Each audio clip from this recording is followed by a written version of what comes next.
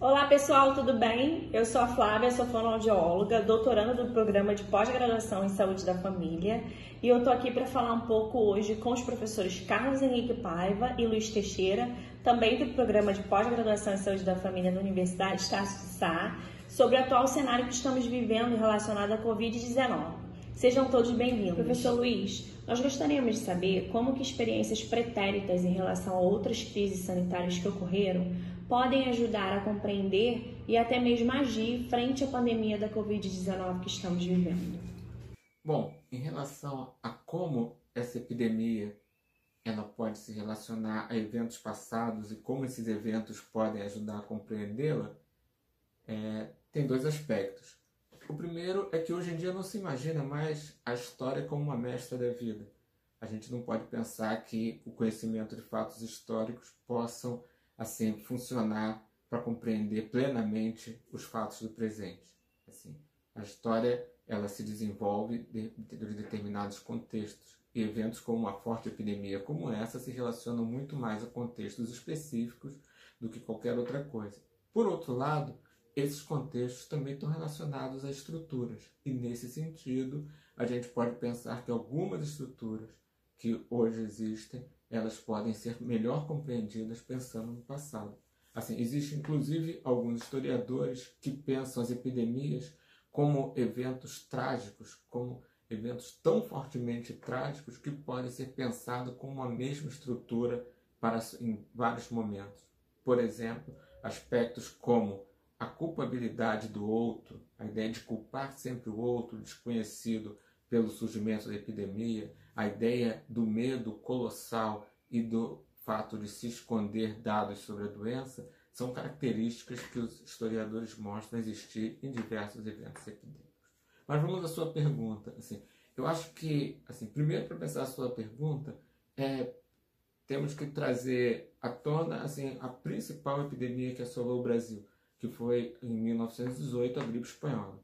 A gripe espanhola foi um evento epidêmico de uma doença tal qual como o Covid-19, extremamente letal e muito mais letal, que matou um número gigantesco de pessoas, em especial nas nossas cidades litorâneas.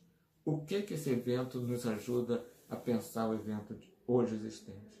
O que esse evento gerou em relação às políticas de saúde?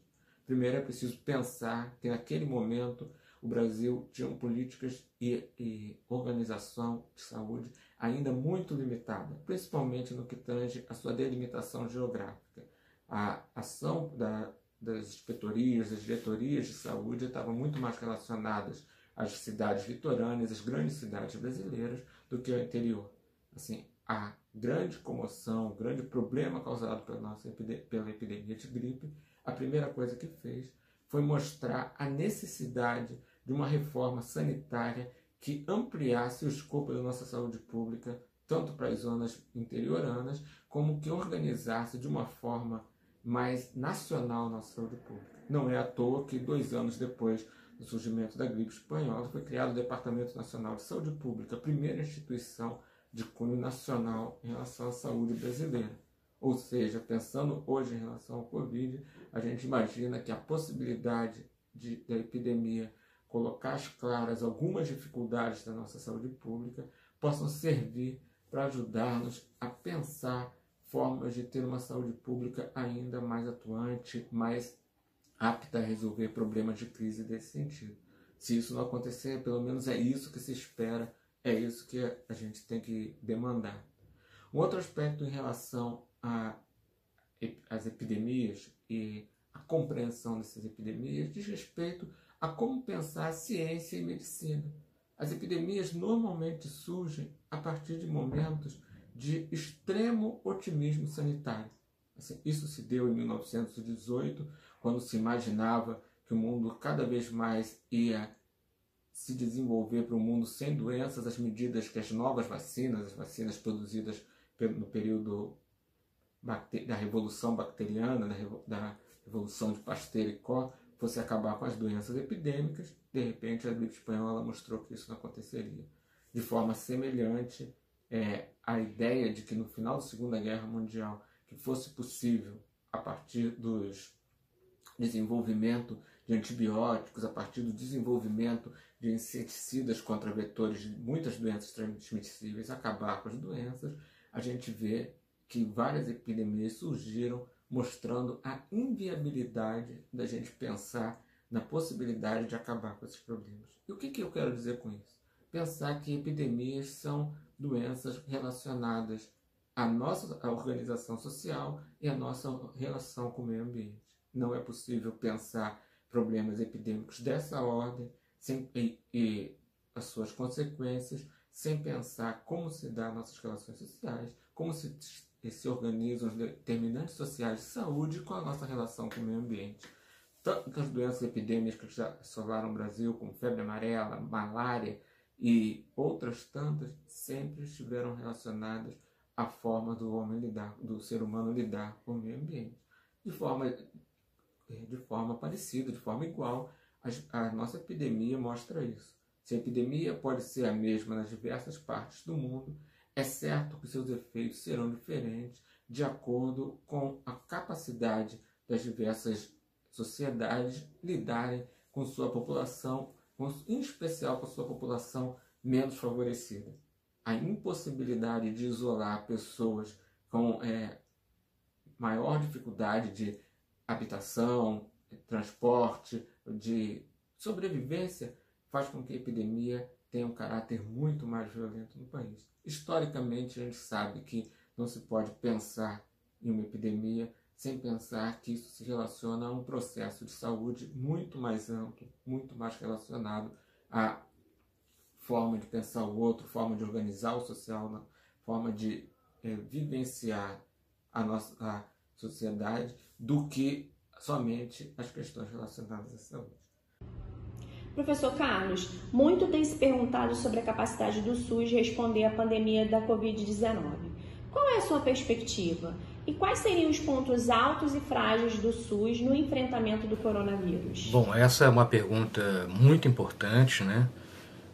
Para ajudar quem nos assiste a pensar um pouco sobre ela, eu queria convidar o nosso espectador a examinar os números oficiais da epidemia no Brasil, né? Nesse momento, no momento em que eu converso com vocês, a gente está numa escala de 46 mil casos, né, no país inteiro, e cerca de 3 mil mortes, né, 3 mil vítimas fatais do Covid no país, né? Se a gente olhar para esses números, né, são números oficiais, e tomar como referência a população brasileira, né, que está aí na casa, já passou de 200 milhões, né, de habitantes, a gente pode ser levado a acreditar que, do ponto de vista epidemiológico, não é uma situação muito grave, né? Afinal de contas, a proporção de vítimas fatais com relação à população brasileira não causaria espécie, digamos assim, né? Uma outra perspectiva é a gente olhar para os países em que o vírus se manifestou de maneira mais severa, né? Espanha, Itália e também os Estados Unidos, né? Tem cifras, né, de incidência e também de mortalidade muito altas, como todo mundo está acompanhando pela imprensa. Então, a partir também da observação desses números internacionais, a gente pode chegar mais uma vez à conclusão de que a situação epidemiológica brasileira não é muito grave, né? Essa é uma leitura, vamos dizer assim, apressada desses números, né? Porque o que a gente, na verdade, precisa considerar? Quem está acompanhando um pouco de perto a situação da Covid no Brasil, né, quando eu me refiro a acompanhar de perto, assim, acompanhando o debate público, né, a imprensa, né, os telejornais, né, certamente já ouviu falar que a gente não está testando em massa, né? O que significa não testar em massa, né? Na verdade, esses números oficiais, eles dão essencialmente conta das pessoas que, por alguma razão, por um desconforto de saúde, né, ou porque a situação clínica está se agravando, essas pessoas vão para o hospital, né? E no hospital elas são testadas, né, e é feito nesse sentido o diagnóstico da Covid, né, se for o caso, né? Então, na verdade, esses números que a gente tem, que dão conta da situação epidemiológica brasileira, os números oficiais, eles não representam a realidade da situação epidemiológica real da doença no país, né? Porque, na verdade, há uma quantidade bastante grande de pessoas, né, que não manifestam sintomas, né, os chamados assintomáticos, né? Então a pessoa não sabe sequer que está acometida com vírus, né? E não vai ao hospital, portanto, né? E também tem uma outra quantidade bastante expressiva de pessoas que manifestam sintomas mais brandos, né? E não vão para o hospital corretamente, né? Não precisa de fato ir para o hospital, né? Essas pessoas também representam casos, né? Casos que não estão, por não serem testados, não são considerados digamos assim, nos números oficiais da Covid no país, né? Então, se a gente olhar adequadamente para esses números, né? Por exemplo, alguns epidemiologistas nos chamam a atenção, né, um pouco à luz da experiência internacional e a partir de modelos matemáticos, né, que na verdade a gente deveria corretamente, né, para melhor dimensionar a situação epidemiológica brasileira, a gente teria que multiplicar por 10, né, os números oficiais, né, alguns chamam até a atenção de multiplicar por 15, né, ou seja, você pegar os casos, a quantidade de casos, né, e multiplicar por 10 ou por 15, né, para ter uma dimensão mais real, mais realística, digamos assim, da situação epidemiológica brasileira, né. Ao fazer isso, naturalmente, as coisas mudam muito de figura, né, os números ganham outros contornos e a gente vê que, do ponto de vista epidemiológico, a gente está numa situação, de fato, muito preocupante. Um outro ponto que a gente precisa considerar para tentar se aproximar de uma resposta para a sua complicada pergunta considerar o fato que o Sistema Único de Saúde, né, mesmo no período pré-Covid, né, ou seja, pré-crise sanitária, ele já sofria uma demanda acima da sua capacidade de oferta de serviço de saúde, na verdade. Ou seja, basta, enfim, a gente recorrer à memória, que a gente vai se lembrar de várias crises, né, mais ou menos agudas, que assolaram, digamos assim, a história da oferta de serviço de saúde do nosso SUS para a sociedade brasileira, né? Essa crise quase que crônica do SUS tem que ver com algumas questões que eu queria rapidamente sinalizar, né? A primeira delas, a gente precisa ter clareza do que é o SUS, né? O problema na sua concepção original, né? Ele está afinado com um projeto de sociedade que está ancorado na ideia de que cabe ao Estado ofertar serviços e produzir saúde, né? Ou seja, é uma obrigação do Estado para com seus cidadãos. E o cidadão, por sua vez, toma essa obrigação como um direito social, né? Então, isso não pode ser tratado como uma obviedade, né? Isso é fruto de um certo processo de construção política, né? Ali nos marcos do final da década de 70, né, quando se dá o processo de abertura política para a democracia, né, para a redemocratização, né, e para a redefinição de um país segundo outros marcos constitucionais, né, com a Constituição de 88, né, em que vai se definir a saúde como um direito, né. No entanto, a despeito dessa conquista que está longe de ser desprezível, né, que é você conferir a saúde como um direito, e isso em carta constitucional, né, a gente precisa reconhecer que no conjunto dos atores da sociedade brasileira isso não foi exatamente um consenso ao longo do tempo, né? Na verdade, se a gente olhar para a trajetória do Sistema Único de Saúde, a gente consegue perceber que ele foi, ao longo desse tempo todo, em maior ou menor grau, objeto de falta de apoio, né? De críticas, de crises, né? Eu costumo dizer que as crises pelas quais passa o Sistema Único de Saúde são crises provocadas, né? Não é uma fatalidade, né? Por exemplo, um problema, talvez dos mais importantes, né? E também um problema crônico do Sistema Único de Saúde é a questão do seu financiamento, ou do subfinanciamento, se vocês quiserem, né? O subfinanciamento, né, que de fato é um problema muito importante, porque isso reverbera, isso impacta diretamente na capacidade do sistema ser de fato efetivo, né? Compromete infraestruturas, né? Você compromete a capacidade de trabalho, né? Você gera ambientes muito precários, né?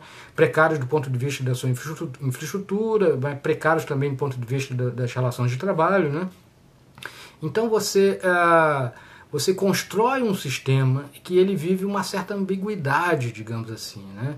Ele foi pensado para ser um sistema pleno, né?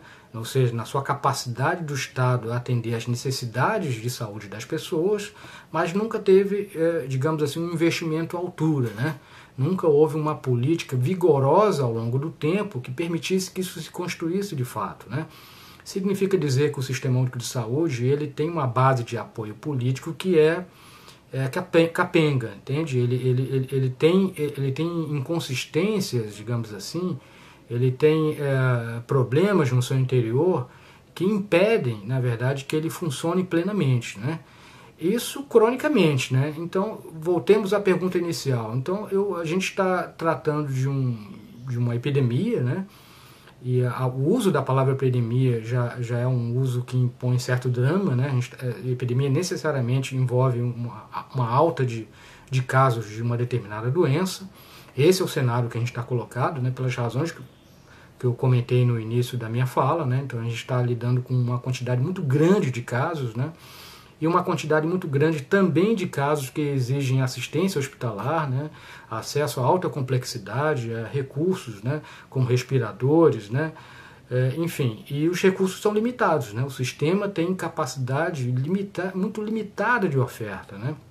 Nesse contexto, não é à toa que muitos especialistas e também algumas autoridades, né, defendem a política do isolamento social, né, como um esforço de a gente tentar diminuir a curva, né, digamos assim, de incidência, o pico desses casos, diluí-los ao longo de um certo período e diminuir a demanda pelo serviço de saúde, né? Um serviço de saúde, como eu estou insistindo em dizer, constrangido, né, cronicamente pela falta de apoio político, pela falta de uma política de financiamento mais vigorosa à altura das necessidades, né? Então, resumindo muito, eu não tenho muita dúvida que a gente tem muitas razões para se preocupar, não é? Agora, é também preciso reconhecer, né, olhando para uma outra dimensão do Sistema Único de Saúde, né, olhando para a parte, digamos assim, com água do copo, né, tem a parte sem água, né, o copo está meio cheio, meio vazio, né, a parte sem água foi essa que eu me referi há pouco, a parte com água diz respeito a um sistema que, mesmo sob imenso constrangimento de toda a ordem, né, com muitas dificuldades políticas e de financiamento, ele caminhou, né? Ele avançou, ele se capilarizou pelo país, né? Ele significou impor mais racionalidade à oferta de serviço de saúde, né? Ele significou uma expansão também com muitos constrangimentos da atenção primária à saúde, né? Então ele impôs certa racionalidade a um sistema que era até então muito caótico. Ele significou sim a oferta de serviços de saúde.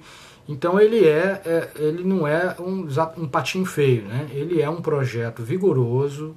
É ele que vai enfrentar essa crise, né? Isso está muito claro, né? Inclusive para as próximas semanas que virão, ao que tudo indica, serão semanas muito difíceis, né? Vai ser essa rede, né, do SUS que vai aguentar o tranco, vai fazer o que é possível, sempre sob imensa dificuldade, os profissionais passando por imensos constrangimentos, mas a gente vai atravessar essa crise sanitária sem nenhuma dúvida, com maior ou menor êxito, certamente com muito sofrimento, como em qualquer lugar do planeta, mas aquilo que a gente conseguir produzir de respostas, e produziremos, já estamos produzindo, né? Isso tem que ver diretamente com os trabalhadores do Sistema Único de Saúde. Professor Luiz, levando em conta a sua experiência com estudos que relacionam ciência e saúde, eu gostaria de saber como você vê o problema da difusão de informações com base científica nessa pandemia. Bom, isso também, assim, dito isso, eu gostaria de pensar um pouquinho na sua segunda pergunta, que diz respeito à questão da informação. Assim, eu acho que pensar em informação no Brasil, em momento epidêmico, nos leva a dois aspectos diferentes. Um, a esse ponto da epidemia, e ao outro, a uma questão da crise relacionada à divulgação de aspectos científicos que se tem observado nos últimos anos. Assim, a ideia do que a gente chama de negacionismo, de plantar, de divulgar opiniões contrárias à ciência, não como uma forma honesta de se pensar outras possibilidades de conhecimento, mas somente como uma forma de denegrir a ciência ou de buscar assim outros recursos, outras formas antiéticas de valores, é muito forte. Assim, isso não é de hoje. Assim, por exemplo, a indústria do tabaco fez isso durante muito tempo, tentando negar assim, os problemas de saúde relacionados ao tabaco, e cada dia mais a gente vê esse problema. No caso do nosso contexto epidêmico, não é diferente. A ideia de você procurar fazer uma crítica, buscar inviabilizar noções científicas a partir de um discurso extremamente vazio ou politizado de forma antiética, ela é muito forte em vários locais, em especial no Brasil. É preciso a gente ter cuidado com esses aspectos à medida que o avanço da tecnologia determinou formas muito rápidas de informação que fazem com que grande parte da população não tenha uma noção crítica sobre as formas de informação que lhes são passadas. Isso é um aspecto central que a gente vê fora do momento epidêmico e vê assim, extremamente fortalecido no momento de crise como a epidemia. Questões como a separação social, a necessidade de ficar em casa, a questão relacionada a medicamentos, que são questões recorrentes nas diversas epidemias. A ideia de você criar uma porção mágica que possa curar as pessoas, ela está assim, posta desde sempre no momento de crise. Só que muitas vezes essa ideia é apropriada, como vemos hoje, de forma politizada ou de forma inadequada em relação à ciência. Há um segundo aspecto em relação à informação científica que também é extremamente importante. A gente fala hoje sobre a existência de fake news e fala hoje também sobre a existência de controvérsias científicas. Assim, no mundo científico, as instituições científicas, o mundo da ciência, ele tem uma organização e um funcionamento que, em momentos que não são de crise, se dão de uma determinada forma. Num momento de crise, a exigência, a demanda, a ciência de outra forma. Pensemos em questões como testes clínicos para determinados medicamentos. Hoje em dia, se demanda uma rapidez que não se está acostumado ou que seja possível desses testes clínicos. Isso faz com que assim, muitas críticas à ciência apareçam, muitas críticas a instituições científicas apareçam, sem a devida reflexão sobre o momento e como esse momento impacta todo um conjunto de normas institucionais que normalmente é seguido para determinados protocolos. É óbvio que a gente tem que pensar que em determinados momentos tem que se negociar determinadas coisas, e é negociado, mas não pode se pensar assim, que é necessário abandonar práticas que garantem, assim, por um lado, que a ciência seja mais segura para a população, a segurança dos produtos científicos, a segurança do discurso científico e a precaução contra outros males. Então isso é muito importante. E também pensar que mesmo a ciência, ela está eivada, ela está cheia de controvérsias relacionadas a novos conhecimentos, novas formas de ver, novas descobertas que no momento de crise também se aceleram muito rapidamente. Essas descobertas, essas novas formas que geram novas práticas, novos protocolos, elas precisam ser compreendidas e buscar se pensar a melhor forma de segui-las, a forma mais adequada de acordo com a nossa formação social. Isso não quer dizer que não exista uma busca de uma melhor prática científica mais adequada à sociedade, mas quer dizer que num momento de crise, embates assim, tornam-se muito mais frequentes, o que não inviabiliza a lógica científica. O que eu quero dizer é que nós precisamos buscar individualmente e socialmente assim, uma ampliação de informações seguras sobre o problema. Assim, busca de instituições, por exemplo, no nosso dia a dia, busca de notícias em instituições, instituições que sejam chanceladas como instituições sérias, que possam levar informações adequadas às pessoas. A pura busca de informações, às vezes, pode ser tão prejudicial como a inexistência de informação. E eu acho que no caso da epidemia, isso se torna muito claro. Assim, cada vez mais assim, a busca de informações leva a situações e a escolhas inadequadas em relação às possibilidades científicas existentes. Professor Carlos, em sua perspectiva, como que o SUS sairá dessa experiência traumática? Nós sairemos fortalecidos? Bom, tá aí uma pergunta certamente mais difícil que a anterior, né? Ela nos impõe pensar sobre o futuro, né? Um difícil exercício, digamos assim, de futurologia, né? É praticamente inviável a gente tentar conceber uma resposta efetivamente adequada para essa questão. Mas certamente a gente pode trazer alguns elementos.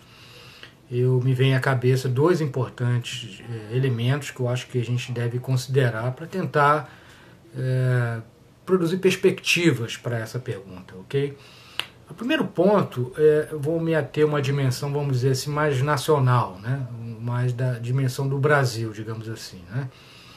Na pergunta anterior, eu lembro de ter referido acerca da nossa dificuldade, né, de aderência ao projeto original do SUS, né? Um projeto cuja marca está ligada à ideia de seguridade social, de solidariedade social, né? E numa sociedade marcadamente desigual como a nossa, né, em que a desigualdade social é quase que instituinte da sociedade brasileira, né, de maneira que essa desigualdade vai se renovando em uma série de práticas, se renovando também nas práticas dos indivíduos e também das práticas das instituições, né? Então superar essa verdadeira cultura política da desigualdade é um imenso desafio. Então há que se pensar como é que a sociedade brasileira, a partir de um evento, vamos dizer assim, traumático como esse que a gente está vivendo, a partir dele vai se posicionar com relação àquele projeto institucional original do SUS, né? A gente vai fazer uma opção por um projeto mais de igualdade social, de solidariedade entre classes sociais, ou a gente vai manter a velha perspectiva, a tradicional perspectiva de segmentação de classe social, ou de um certo individualismo, digamos assim, reinante, né? Eu acho que é difícil de a gente antever, mas seja qual for a resposta, imaginar que a gente dê um passo em direção àquele projeto original do SUS significa uma ruptura em uma certa cultura social, uma certa cultura política muito arraigada na gente do nosso país, né? É verdade que eventos traumáticos são muito úteis, digamos assim, se servem muito a esse propósito de produzir rupturas, né? Resta saber se ele será forte o suficiente e se sendo, ele vai estabelecer um movimento naquela direção, né? E aí não há como imaginar, né, o que acontecerá. Significa que a gente precisa redefinir o projeto de sociedade, né? E aí, para que fique claro, para quem nos assiste, a gente não está falando desse ou daquele partido, desse ou daquele político, né? A gente está falando de alguma coisa muito maior, de maior envergadura, né? Que é projeto de país, né? Qual é o projeto de país que a gente quer, né? A gente quer um projeto de país que dê conta de um sistema público e universal de saúde com base no direito. Se é isso, isso significa remodelar as instituições do Estado num outro desenho diferente do que está aí, né? Ou seja, qualquer, digamos assim, continuidade com o que está hoje vigendo na sociedade brasileira significa caminharmos em direção a outra coisa que não o SUS, né? Então essa é a primeira questão, né, da gente enfrentar, digamos assim, nossos fantasmas, né, os nossos tradicionais fantasmas da cultura política brasileira, né? Um outro aspecto que a gente também não pode deixar de considerar é a dimensão, vamos chamar assim, internacional, né? Num mundo hoje tão conectado, né, com trocas comerciais tão intensas, e mais do que trocas comerciais, né, trocas de qualquer coisa, né, inclusive de vírus, né, a gente precisa estar atento como é que, nesse cenário pós-Covid, como é que as outras nações vão se reposicionar com relação a essa questão, né? Será que a Europa, por exemplo, a Europa Ocidental, né, que é aquela região em que nós sabemos em que se construiu um estado de bem-estar social vigoroso, né, em que dentro dele se tem o sistema universal de saúde mais potente que a gente foi capaz de conhecer, né? Será que vai se tomar, a partir dessa experiência traumática, decisões em rumo ao seu fortalecimento ou ao seu crescente desmantelamento, o que parece estava acontecendo, pelo menos em alguns países da região, né?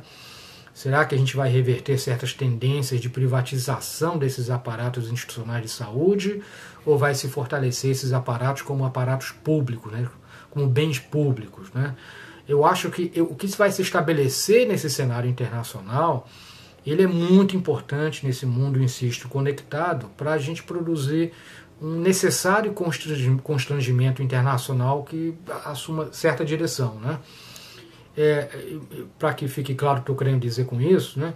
Imaginando que boa parte do mundo, né, pelo menos do mundo ocidental, faça opções políticas de fortalecimento do aparato estatal e da oferta de serviços públicos de saúde, né, uma concepção da saúde com base no direito, se isso for uma decisão que se estabeleça na Europa, né, e que mesmo num país como os Estados Unidos, né, que historicamente sempre foi muito resistente a essa perspectiva da saúde como um bem público, né, se tomem aí a partir desse trauma também um movimento numa direção mais afinada com a saúde como um bem público. Se isso acontece no âmbito internacional, não há nenhuma dúvida que isso exerce imenso constrangimento no cenário brasileiro, né?